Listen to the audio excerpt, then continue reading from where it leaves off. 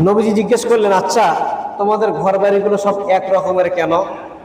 ওরা তখন জবাব দিল, ইয়া রাসূলুল্লাহ, ইয়া হাবিবাল্লাহ, আমরা আমাদের ঘর বাড়িগুলো একই মানের রাখছি এ কারণে আমরা যাতে কেউ কারো প্রতি অহংকারী না হই। আমরা যাতে কেউ কারো প্রতি অহংকারী না হই, সবাই আমরা সমান। আচ্ছা তোমরা আবাদ সুবাদ কেমনে করো? আমরা জমিনে আবাদ করি, আবাদ করে সেখানে রেখে দেই, যার যতটুকু প্রয়োজন ততটুকু সে নিয়ে ঘরে ফেরে। অতিরিক্ত তোমরা কি অতিরিক্ত কেউ নেও না? না, অতিরিক্ত নেই না, এই কারণে আল্লাহ সরাসরি আযাব আমাদেরকে পাকড়াও করবে, এই কারণে আমরা অতিরিক্ত নেই না। আচ্ছা তোমাদের ঘরের সামনে যে মাটি খুঁড়ে রাখছো, কবর খুঁড়ে রাখছো, কারণটা কি? হুজুর, এগুলো আমাদের নিজেদের কবর, আমরা নিজেরাই খুঁড়ে রাখছি। আমরা রাত্রি যাপন করি, ঘর থেকে বের হয়ে কবরটা দেখে আমরা নিজেকে সান্ত্বনা দেই যে এই দেখ, দুনিয়া অহংকার করার কিছু নাই, মাটির নিচে থাকতে হবে। নিজের কবর নিজে দেখি আর নিজেকেও বুঝ দেই।